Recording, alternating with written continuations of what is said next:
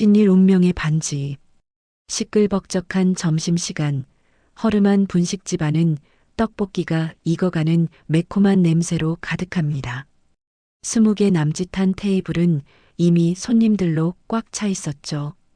주인공 이민아 씨는 이 좁은 가게 안을 쉴 새 없이 오가며 주문을 받고 음식을 날랐습니다. 이모님, 여기 단무지 좀 더 주세요. 여기저기서 터져나오는 부름에도 미나 씨는 지친 기색 하나 없이 싹싹하게 움직였습니다. 주방 안에서 묵묵히 떡볶이 판을 젓던 가게 주인 박 사장님은 그런 미나 씨를 기특한 눈길로 바라봅니다. 가정 형편 때문에 대학도 포기하고 저렇게 고생하는 모습을 보면 늘 마음이 짠했죠. 바로 그때였습니다. 가게 앞 도로변에 번쩍이는 검은색 고급 세단 한 대가 미끄러지듯 멈춰 섰습니다. 분식집과는 도무지 어울리지 않는 그 모습에 식사하던 손님들의 수다가 잠시 멎었습니다. 곧이어 차문이 열리고 한눈에 봐도 값비싸 보이는 정장을 차려입은 중년 여성 강혜란 회장이 차에서 내렸습니다. 그녀의 뒤로는 빈틈없는 표정의 김 비서와 건장한 체격의 수행 경호원이 그림자처럼 따랐습니다. 혜란은 가게 안의 소란스러움에 미간을 살짝 찌푸렸지만 이내 무표정한 얼굴로 안으로 들어섰습니다. 사람들은 대한민국에서 손꼽히는 억만장자의 갑작스러운 등장에 놀라 수군거리기 시작했습니다.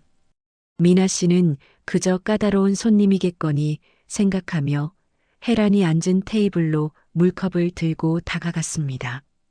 혜란은 메뉴판을 보는 둥 마는 둥 하더니 나지막한 목소리로 떡볶이 1인분을 주문했습니다.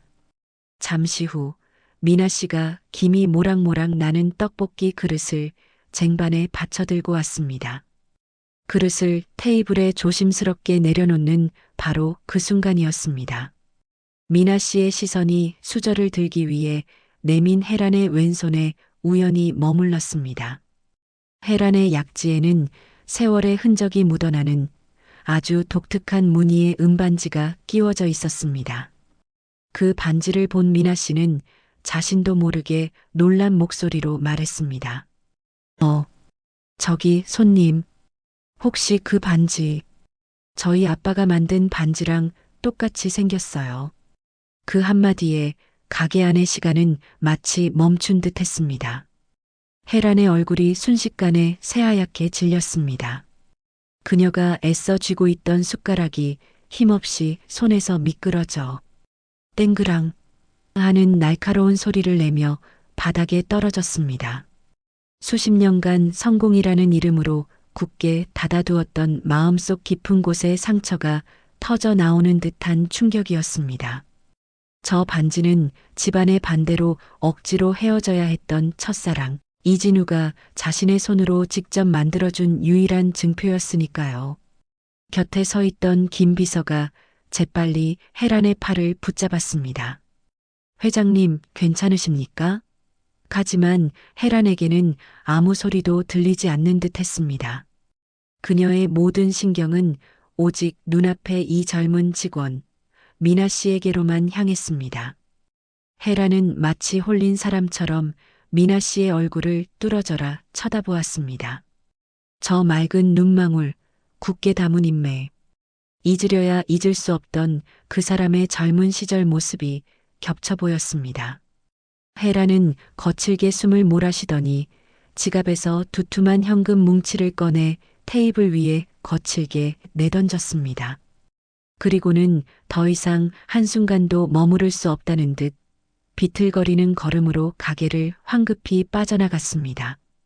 남겨진 미나 씨와 손님들은 이 모든 황당한 상황을 그저 멍하니 바라볼 뿐이었습니다. 신 이 그림자와 제안. K-홀딩스의 거대한 회장실은 바깥의 소음이 완벽하게 차단되어 있었습니다. 강혜란 회장은 그 고요함 속에서 20년 넘게 개인 금고에 보관해 온 낡은 스케치북을 펼쳐들었습니다. 종이는 이미 바래고 가장자리가 닳아 있었지만 그 위에 그려진 반지의 디자인만큼은 선명했죠. 그것은 분식집 직원 이민아 씨의 아버지가 만들었다는, 그리고 지금 자신의 손에 끼워진 반지와 정확히 일치하는 디자인이었습니다. 혜란의 손이 미세하게 떨리고 있었습니다. 성공을 위해 달려오며 애써 묻어두었던 과거가 그 젊은 직원의 한마디로 인해 거대한 파도처럼 밀려오는 기분이었어요.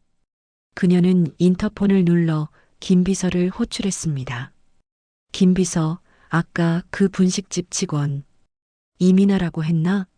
그 아이에 대해 알아봐. 가족관계, 살아온 환경, 모든 걸. 혜란의 목소리는 얼음장처럼 차가웠지만 그 속에는 숨길 수 없는 다급함이 배어 있었습니다.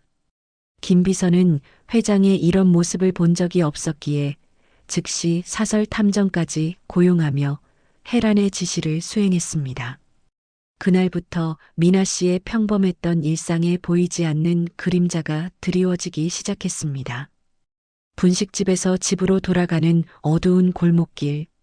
미나 씨는 누군가 자신을 따라오는 듯한 기척에 자꾸만 뒤를 돌아보게 되었습니다. 버스 정류장에서 자신을 향해 몰래 카메라 셔터를 누르는 듯한 검은색 승용차를 발견하기도 했죠. 처음에는 그저 예민한 탓이려니 했지만 감시는 날이 갈수록 노골적이 되어갔습니다. 미나 씨는 그날 분식집에서 만났던 기묘한 여사장 강혜란을 떠올렸지만 설마 하는 마음에 애써 불안감을 눌렀습니다. 며칠 뒤 김 비서가 긴급히 회장실로 들어와 첫 번째 보고서를 내밀었습니다. 회장님, 이민아 양의 모친은 수년 전 사망했고 부친은 실종 상태입니다. 혜란은 무덤덤하게 서류를 넘기다 아버지의 이름이 적힌 부분에서 숨을 멈췄습니다.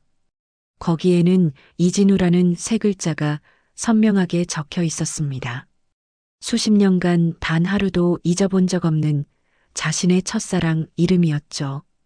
혜란의 심장이 바닥으로 곤두박질 치는 것 같았습니다. 그 아이가 정말 진우 씨의 딸이었던 겁니다. 당장 이진우 씨의 행방을 찾아내. 살아있든 죽었든 반드시. 한편 미나 씨는 분식집 일을 마치고 나오던 길에 말끔한 정장 차림의 낯선 남자와 마주쳤습니다. 자신을 K-홀딩스의 법무팀 최 변호사라고 소개한 그는 미나 씨에게 뜻밖의 제안을 건넸습니다. 이민아 양의 딱한 사정을 들었습니다.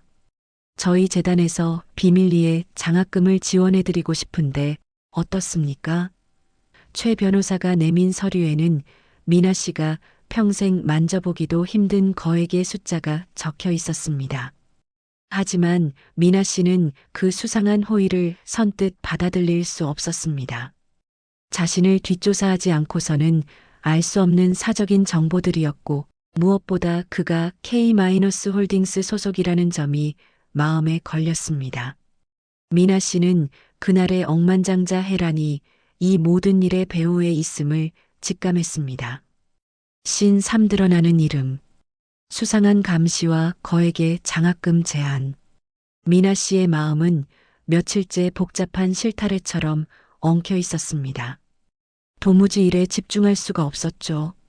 머릿속에는 온통 그날 숟가락을 떨어뜨리던 억만장자 여사장의 하얗게 질린 얼굴뿐이었습니다. 결국 미나 씨는 분식집 마감 준비를 돕다가 박 사장님에게 용기를 내어 물었습니다. 사장님, 며칠 전에 왔던 그 비싼 차 타고 온 여자 손님이요. 혹시 누군지 아세요? 엄청 대단한 사람 같던데. 박 사장님은 설거지를 하던 손을 멈추고 잠시 생각에 잠겼습니다. 아, 그 양반? 나도 TV에서나 봤지.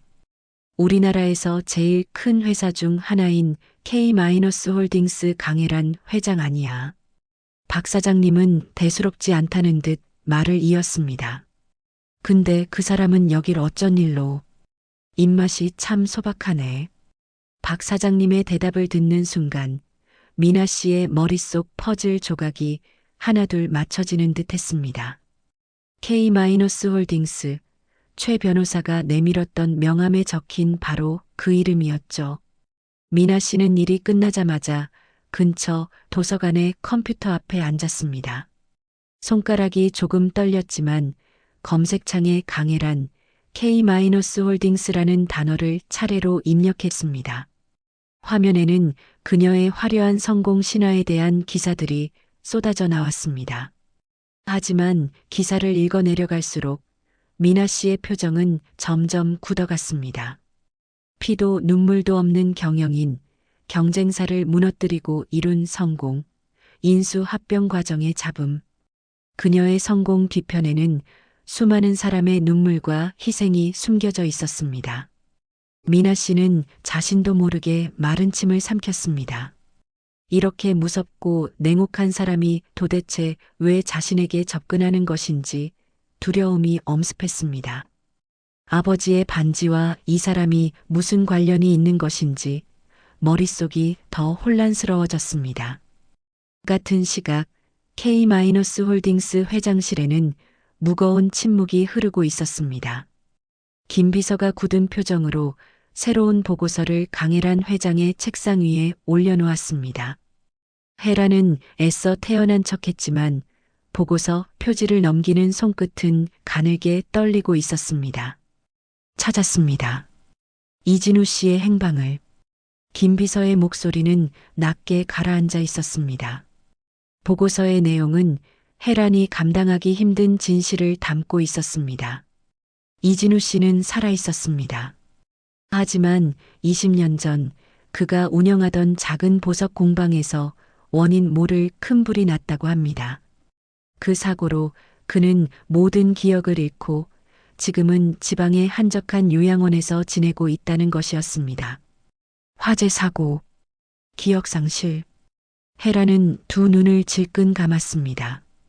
자신이 매정하게 그를 외면하고 떠난 직후에 그런 끔찍한 일이 벌어졌다는 사실이 믿기지 않았습니다. 자신의 성공이 어쩌면 그의 불행 위에 세워진 것일지도 모른다는 죄책감이 그녀의 심장을 올감했습니다. 그녀는 비틀거리며 일어나 창밖의 야경을 바라보았지만 눈에는 아무것도 들어오지 않았습니다. 한편 미나 씨는 집으로 돌아와 가방 속에 넣어두었던 최 변호사의 명함을 다시 꺼내 들었습니다. 명함 뒷면에는 K-홀딩스 본사 건물의 주소가 선명하게 인쇄되어 있었습니다. 이대로 숨어서 불안에 떠는 것은 답이 아니라고 생각했습니다. 그들이 왜 자신을 감시하고 왜 아버지의 이름을 아는지 직접 부딪혀서 알아내야 했습니다. 아버지에게 무슨 일이 있었던 것인지 그 해답을 강혜란 회장이 쥐고 있을 것만 같았습니다. 미나 씨는 명함을 쥔 손에 힘을 주었습니다.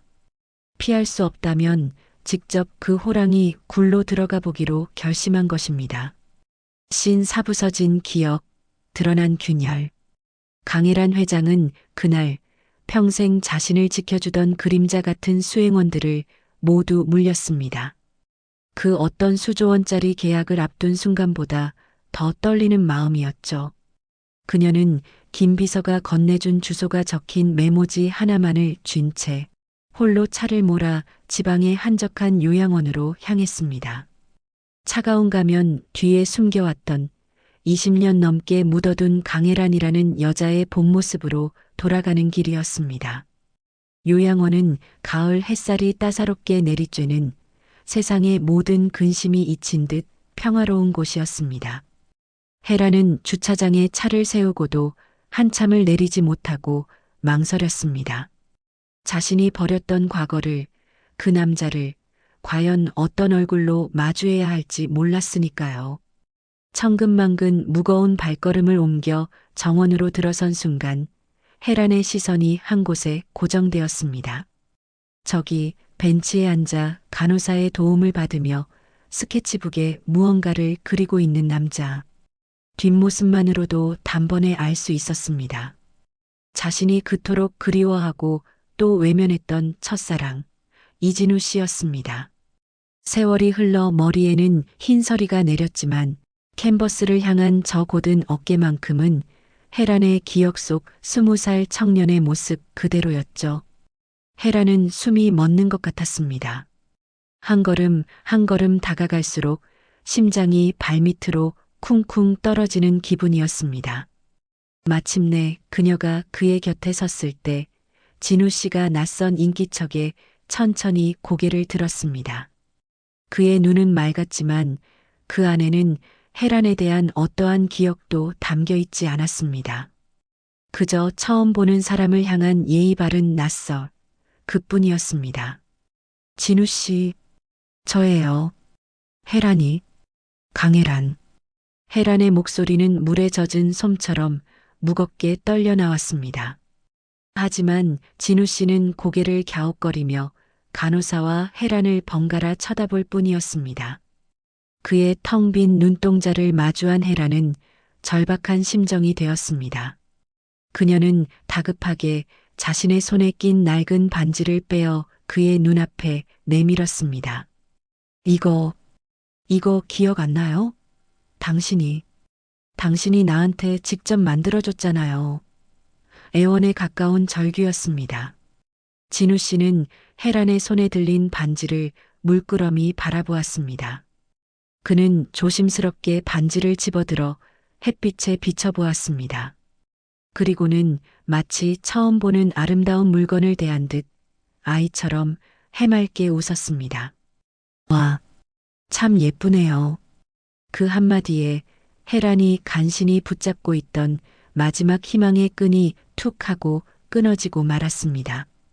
그녀는 그 자리에 주저앉아 소리조차 내지 못하고 무너져 내렸습니다. 자신이 누구인지조차 알아보지 못하는 첫사랑 앞에서 그녀가 이룬 억만장자의 성공은 아무런 의미가 없었습니다. 한편 헤란이 절망의 나락으로 떨어지던 바로 그 시각, K-홀딩스 회장실에서 김 비서는 헤란의 또 다른 지시를 수행하고 있었습니다. 바로 20년 전 이진우 씨의 공방 화재 사건 기록을 원점에서 재조사하는 것이었죠. 오래되어 누렇게 바랜 경찰 기록과 당시 신문 기사들을 샅샅이 뒤지던 김 비서의 손이 순간 멈췄습니다. 그의 눈이 보고서의 아주 작은 한 문장에 고정되었습니다. 사건 당일 화재 현장 인근에서 K-홀딩스 강만수 선대 회장의 비서실 차량이 목격되었다는 익명의 제보가 있었으나 증거 불충분으로 종결됨. 김 비서는 등줄기에 식은땀이 흐르는 것을 느꼈습니다. 단순한 사고가 아니었습니다. 이 끔찍한 비극의 시작점에 바로 헤란의 아버지가 있었을지도 모른다는 끔찍한 균열이었습니다. 신오대면 그리고 진실의 무게. 결심을 굳힌 이민아 씨는 다음 날 K-홀딩스 본사 건물을 찾아갔습니다. 눈앞에 펼쳐진 거대하고 화려한 건물은 그녀가 살아온 세상과는 너무나도 달랐죠. 미나 씨는 주눅이 들었지만 아버지의 행방을 알아야 한다는 일념 하나로 1층 로비로 들어섰습니다. 아니나 다를까 보안 요원들이 당장이라도 그녀를 쫓아낼 듯한 기세로 앞을 가로막았습니다. 회장님을 만나러 왔습니다. 강혜란 회장님 나오시라고 하세요. 미나 씨가 목소리를 높이며 버티자 로비는 순식간에 소란스러워졌습니다. 사람들이 수군거리며 이 초라한 행색의 젊은 여자를 구경거리처럼 쳐다봤죠. 바로 그때였습니다. 요양원에서 돌아오던 강혜란 회장이 이 모든 광경을 목격했습니다. 그녀의 얼굴은 넋이 나간 사람처럼 창백했고 평소의 냉철함은 온데간데 없었습니다. 헤라는 이진우 씨의 텅 빈 눈동자를 떠올리며 걸어오다 자신을 만나겠다며 악을 쓰는 미나 씨를 발견했습니다. 그녀는 잠시 멈춰 섰다가 모든 것을 체념한 듯한 표정으로 보안 요원들에게 손짓했습니다. 들여보내. 그리고는 미나 씨를 자신의 전용 엘리베이터로 이끌었습니다. 최고층 회장실의 문이 열리자 미나 씨는 그 엄청난 규모와 호화로움에 잠시 숨을 삼켰습니다. 하지만 곧바로 분노가 치밀어 올랐습니다. 헤라는 소파에 힘없이 주저앉으며 미나 씨를 바라보았습니다. 미나 씨는 더 이상 참지 않고 그동안 쌓였던 의문과 분노를 터뜨렸습니다. 도대체 왜 이러시는 거예요? 왜 절 뒷조사하고 왜 우리 아빠 반지를? 미나 씨의 원망 섞인 외침이 넓은 사무실을 울렸습니다. 헤라는 그 말을 듣고 고개를 숙였습니다. 이미 첫사랑의 망가진 모습을 보고 온 그녀에게는 더 이상 진실을 숨길 힘도 이유도 남아있지 않았습니다. 그래요. 당신 아버지는 내가 아는 사람이었습니다. 헤라는 수십 년 묵은 비밀을 어렵게 꺼내기 시작했습니다. 자신과 이진우 씨가 과거에 어떤 사이였는지, 집안의 반대로 어떻게 헤어졌는지, 그리고 자신이 성공을 위해 그를 외면하고 버렸는지 모든 것을 고백했습니다. 미나 씨는 충격적인 이야기에 입술을 깨물었습니다. 자신의 아버지가 이 냉혹한 여자의 첫사랑이었다는 사실이 믿기지 않았죠. 그래서 아빠를 그렇게 버렸다고요? 미나 씨의 목소리가 원망으로 떨리던 바로 그 순간, 똑똑, 회장실 문이 열리고 김 비서가 침통한 표정으로 들어왔습니다. 그는 헤란이 요양원에 가기 전 지시했던 20년 전 화재 사건의 재조사 보고서를 들고 있었습니다. 김 비서가 헤란의 책상 위에 보고서를 올려놓았습니다. 헤란은 떨리는 손으로 서류를 집어들었습니다. 그리고 그녀 역시 그 안의 내용을 처음 확인했습니다. 방화 추정, 선대 회장 비서실 차량 목격, 사고 후유증으로 인한 기억상실. 헤란의 눈이 공포로 크게 뜨였습니다. 자신이 그를 버린 것만이 아니었습니다. 자신의 아버지가 K-홀딩스라는 이 거대한 성이 그의 인생을 송두리째 파괴했던 것입니다. 헤라는 그 보고서를 차마 미나 씨에게 건네지도 못하고 책상 위로 밀어보냈습니다. 미나 씨는 의아한 표정으로 서류를 집어들었고 그 안에 끔찍한 진실을 읽어 내려가기 시작했습니다. 20년 만의 부름, 그리고 속죄. 회장실을 가득 채운 무거운 침묵 속에서 미나 씨는 끔찍한 진실이 담긴 보고서를 손에 쥔 채 부들부들 떨었습니다. 아버지가 모든 것을 잃었던 그 끔찍한 사고가 단순한 불운이 아니었다는 사실, 모든 것을 잃고 기억까지 잃어버린 아버지의 고통이 바로 눈앞에 이 여자가 누리는 부와 성공의 밑거름이었다는 사실, 미나 씨는 분노를 넘어선 거대한 절망감에 휩싸였습니다. 그녀는 더 이상 헤란을 쳐다보지도 않고 그대로 회장실을 뛰쳐나갔습니다. 헤란도 자신의 아버지가 저지른 죄의 무게에 짓눌린 채 비틀거리며 미나 씨의 뒤를 따랐습니다. 두 사람은 한마디의 대화도 없이 이진우 씨가 있는 요양원을 향해 다시 차를 몰았습니다. 차가 요양원 입구에 거칠게 멈춰섰습니다. 미나 씨는 차에서 내리자마자 정원을 향해 미친 듯이 달려갔습니다. 저기 어제 헤란이 보았던 그 벤치에 아버지가 홀로 앉아 멍하니 하늘을 보고 있었습니다. 그 뒷모습을 본 순간 미나 씨가 애써 참아왔던 눈물이 폭포수처럼 쏟아졌습니다. 20년 만에야 제대로 불러보는 그 이름이었습니다. 아빠, 아빠, 저 미나예요. 목이 메어 소리가 제대로 나오지 않았습니다. 자신을 향해 울부짖으며 달려오는 낯선 여자의 모습에 이진우 씨는 화들짝 놀라 자리에서 일어났습니다. 웬 젊은 여자가 자신을 아빠라 부르며 오열하자 그는 겁에 질린 아이처럼 당황하며 뒷걸음질 쳤습니다. 그 모습이 미나 씨의 가슴을 더욱 미어지게 만들었습니다. 아빠, 저 모르시겠어요? 저 미나라고요. 미나 씨는 울음을 터뜨리며 가방에서 낡고 빛바랜 사진 한 장을 꺼내 들었습니다. 어린 시절 놀이공원에서 젊은 아빠의 목에 매달려 환하게 웃고 있는 자신의 모습이 담긴 유일한 사진이었죠. 진우 씨는 혼란스러운 눈빛으로 미나 씨가 내민 사진을 받아들었습니다.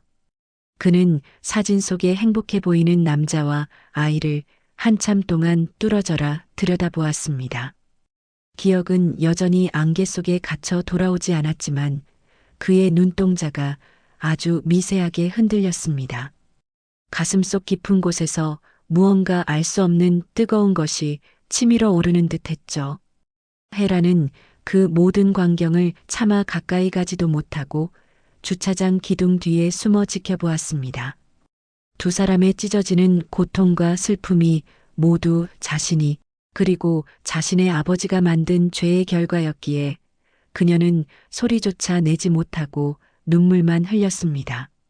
며칠 뒤 K-홀딩스 본사에는 긴급 이사회가 소집되었습니다. 아무런 예고도 없는 호출에 회의실에 모인 임원들 엑스트라은 무슨 큰일이라도 터진 것인지 불안해하며 수군거렸습니다. 굳은 얼굴로 회의실에 들어선 헤라는 준비된 원고도 없이 곧장 입을 열었습니다.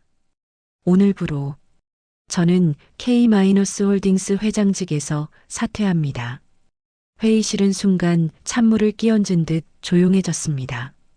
임원들은 자신들의 귀를 의심하며 서로의 얼굴만 쳐다보았죠. 헤라는 이어 자신의 모든 지분과 개인 재산을 사회에 환원하겠다고 폭탄 선언을 했습니다. 그리고 그 재산의 상당 부분은 이진우 씨의 전문적인 치료와 이민아 씨의 생계를 위한 별도의 신탁 기금으로 설정하도록 모든 법적 조치를 마쳤다고 했습니다. 그것은 헤란이 과거의 죄를 씻기 위해 할 수 있는 그리고 반드시 해야만 하는 유일한 속죄의 시작이었습니다. 신 7죄의 고백과 남겨진 이들. 강혜란 회장. 아니, 이제는 그저 강혜란이라는 이름만 남은 그녀의 행보는 거침이 없었습니다. 그녀는 K-홀딩스라는 거대한 제국을 내려놓은 것에 그치지 않았죠. 곧바로 최 변호사와 충직한 김 비서에게 자신의 마지막 업무를 지시했습니다. 그것은 바로 20년 전 자신의 아버지가 저질렀던 끔찍한 방화 사건의 증거들을 낱낱이 수집하여 검찰에 넘기라는 것이었습니다. 자신의 뿌리이자 성공의 기반이었던 아버지를 그리고 K-홀딩스라는 거대한 성을 스스로 무너뜨리는 결정이었죠. 두 사람은 차마 죽은의 명을 거역할 수 없어 수십 년간 봉인되어 있던 그날의 진실을 파헤치기 시작했습니다. 헤란의 충격적인 사태와 이어진 과거 범죄의 재수사 요청은 대한민국 전체를 발칵 뒤집어 놓았습니다. 모든 텔레비전 뉴스와 신문 일면은 연일 K-홀딩스 일가의 추악한 비밀을 대서특필했습니다. 억만장자 여회장의 눈물 어린 속죄 고백, 그리고 그 뒤에 숨겨진 한 남자의 처절한 비극. 세상의 모든 관심이 이 막장 드라마 같은 현실에 뜨겁게 쏠렸습니다. 수백 명의 기자들 엑스트라이 헤란의 대저택 앞과 K-홀딩스 본사 로비를 가득 메우고 그녀의 다음 행보를 기다렸습니다. 헤란은 더 이상 숨거나 피하지 않았습니다. 그녀는 수많은 카메라 플래시가 터지는 공식 석상에 섰습니다. 평소의 냉철함 대신 모든 것을 내려놓은 사람의 담담한 표정이었습니다. 그녀는 마이크를 잡고 떨리는 목소리로 입을 열었습니다. 저의 성공은 한 사람의 인생을 짓밟고 세워진 것이었습니다. 제 아버지의 범죄 위에 세워진 성이었습니다. 저는 이 모든 법적, 도의적 책임을 지겠습니다. 그녀는 자신의 모든 것을 내려놓겠다는 선언과 함께 피해자인 이진우 씨와 이민아 씨에게 고개를 숙여 눈물로 용서를 구했습니다. 이 모든 장면은 저녁 뉴스를 통해 전국에 생중계되었습니다. 한편 이 모든 소란의 중심에서 한 발 비켜난 곳, 미나 씨는 아버지를 새로 마련된 신탁 기금의 도움을 받아 기억상실 치료를 전문으로 하는 병원으로 모셨습니다. 그녀는 더 이상 분식집에서 떡볶이를 나르지 않고 매일 아버지의 곁을 지켰습니다. 잃어버렸던 20년의 세월을 하루아침에 되찾을 수는 없었지만 미나 씨는 포기하지 않았죠. 아버지에게 매일 어린 시절의 사진을 보여주고 옛날 이야기를 들려주며 닫힌 기억의 문을 끊임없이 두드렸습니다. 그런 딸의 지극한 간호 덕분이었을까요? 이진우 씨는 여전히 미나 씨를 알아보거나 과거를 기억해내지는 못했습니다. 하지만 20년간 그를 짓눌렀던 깊은 불안과 혼란은 서서히 옅어지고 그의 얼굴에는 평온함이 찾아오기 시작했습니다. 어느 날 오후 미나 씨가 무심코 가져다 놓은 스케치북과 연필을 진우 씨가 물끄러미 바라보았습니다. 그리고는 마치 무언가에 홀린 듯 연필을 쥔 그의 손이 종이 위를 부드럽게 움직이기 시작했습니다. 기억은 모두 잃었지만 그의 손은, 그의 몸은 수십 년간 다뤄왔던 보석 세공의 감각을 잊지 않고 있었던 겁니다. 종이 위에는 어느새 정교하고 아름다운 반지 디자인이 그려지고 있었습니다. 미나 씨는 그 모습을 보며 소리 없이 뜨거운 눈물을 흘렸습니다. 세상이 온통 그녀의 이야기로 떠들썩하던 바로 그날, 강혜라는 검은색 코트 하나만을 걸친 채 조용히 집을 나섰습니다. 그녀를 기다리던 김비서의 차를 타고 향한 곳은 수많은 기자가 진을 치고 있는 검찰청이었습니다. 쏟아지는 질문에도 아무 대답 없이 헤라는 굳은 표정으로 조사실로 향하는 복도 안으로 사라졌습니다. 자신의 모든 것을 내려놓고 스스로 죄의 대가를 치르기 위한 그 길은 어쩌면 그녀가 수십 년 만에 처음으로 찾은 진정한 평온이었을지도 모릅니다. 심팔 남겨진 반지, 새로운 시작. 모든 폭풍이 지나가고 1년이라는 시간이 흘렀습니다. 세상을 떠들썩하게 했던 K-홀딩스의 스캔들도 사람들의 기억 속에서 조금씩 옅어져 갔죠. 서울의 한적한 골목길, 따스한 햇볕이 드는 곳에 진우 공방이라는 작은 간판이 걸렸습니다. 그곳은 바로 이민아 씨가 아버지의 재능을 바탕으로 새롭게 문을 연 작은 보석 공방이었습니다. 더 이상 분식집의 바쁜 직원이 아닌 공방의 어엿한 사장님이 된 것이죠. 공방 안쪽 작업대에는 이진우 씨가 앉아 있었습니다. 그는 여전히 20년 전의 기억을 되찾지는 못했습니다. 자신 앞에 앉아 있는 미나 씨가 딸이라는 것도 자신이 왜 이곳에 있는지도 명확히 알지는 못했죠. 하지만 그의 손은 모든 것을 기억하고 있었습니다. 세공용 확대경을 쓴 채 돋보기를 쥔 그의 손은 조금의 망설임도 없이 은을 깎고 다듬었습니다. 그의 얼굴에는 지난 세월의 고통 대신 자신이 가장 잘하는 일에 몰두하는 장인의 평온한 미소가 어려 있었습니다.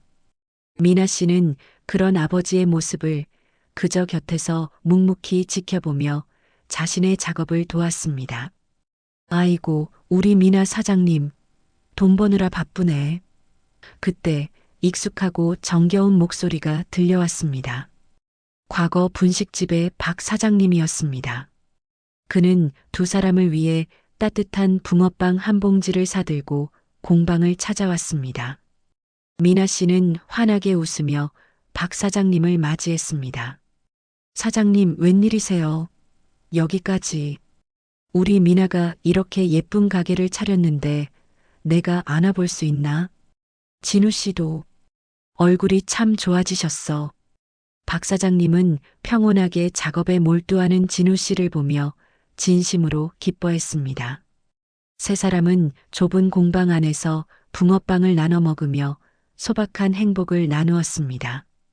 박 사장님이 돌아가고 미나 씨가 잠시 가게 앞을 정리하러 나온 순간이었습니다.